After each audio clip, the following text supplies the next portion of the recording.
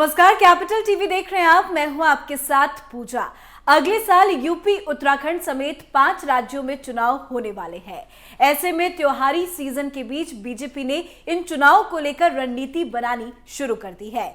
इसी के साथ बीजेपी ने देश की राजधानी दिल्ली में राष्ट्र कार्यकारिणी की बैठक की, जिसमें चुनाव को लेकर मेगा प्लान पर चर्चा की गई। देखिए रिपोर्ट।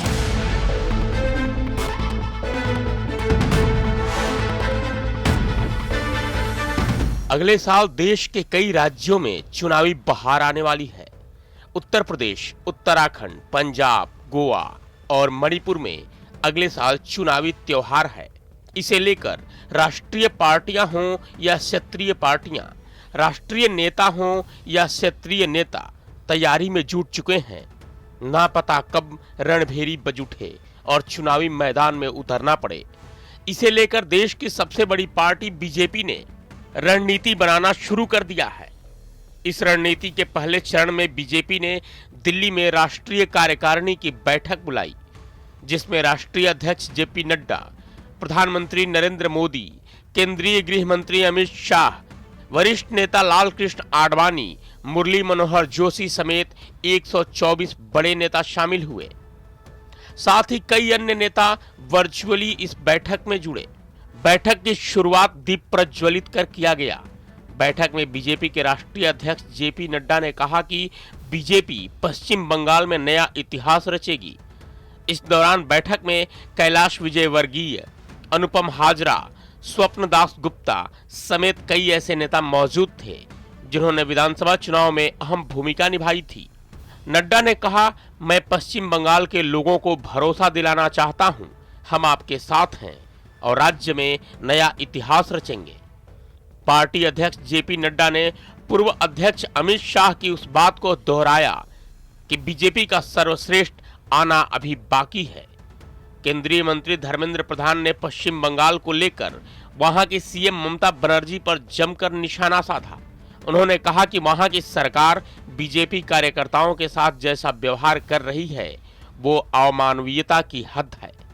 बंगाल आप सब जानते हो, उसके अंदर वहां के नागरिकों ने नरेंद्र मोदी जी पे, भारतीय जनता पार्टी पे आस्था जताई। निर्वाचन उपरांत इलेक्शन की बाद में हमारी 53 कार्यकर्ताओं की हत्या की गई है। यह सिर्फ हम नहीं कहते हैं, भारत की कई संवैधानिक संस्था, चुनाव आयोग हो, मानविक अधिकार कमीशन हो, स्थानीय उच्च न्यायालय हो या देश की सर्वोच्च न्यायालय हो, हमारी इस आपत्ति पे, बंगाल के नागरिकों की सुनवाई पे ये टिप्पणी दिया है। 53 कार्यकर्ताओं की हत्या हुई है। लगभग 1 लाख लोग अपने घर छोड़ के शेल्टर हाउस में हैं। पार्टी वहां रिलीफ वर्क कर रही है। वहां तक कि अभी जब मोदी जी ने कोरोना की टीका पर्याप्त मात्रा में उपलब्ध करवा चुके हैं, आज भी बंगाल में पार्टी आधार में टीका देने के कार्यक्रम किया जाता है। यह तो अमानवीयता का चरम निदर्शन है, इनह्यूमैनिज्म की चरम उदाहरण है। उसी स्थिति में बंगाल की जनता के साथ भारतीय जनता पार्टी चट्टान की तहत खड़ी है। केंद्रीय मंत्री धर्मेंद्र प्रधान ने भारतीय जनता पार्टी के चुनावी राज्यों और कमजोर संगठनात्मक ढांचे वाले इलाकों में विस्तार के लिए 3 लक्ष्य तय किए हैं।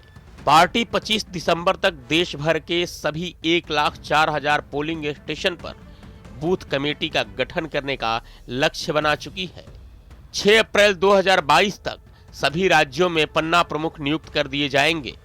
पन्ना प्रमुख का मतलब वोटर लिस्ट के हर पन्ने में एक शख्स को जिम्मेदारी दी जाती है। साथ ही मई 2022 तक देश के सभी पोलिंग बूथों पर पीएम मोदी के मन की बात कार्यक्रम का प्रसारण सुनिश्चित किया जाएगा। धर्मेंद्र प्रधान ने कहा कि एक तरफ जहां बीजेपी हर पन्ने का प्रमुख चुनने की प्रक्रिया शुरू कर चुकी है, तो दूसरी तरफ कांग्रेस 2019 के बाद से अस्थायी अध्यक्ष नहीं चुन पाई है और संगठन चुनाव उसने अगले साल सितंबर-अक्टूबर तक टाल दिया है। आज कार्य समिति थोड़ी देर पहले माननीय प्रधानमंत्री नरेंद्र मोदी जी के हाथ में, राष्ट्रीय अध्यक्ष जी की अगुवाई में उद्घाटित हुई है। लगभग टेक्नोलॉजी के प्लेटफॉर्म पे इस बार एक पार्टी ने एक अनोखा पहल की है।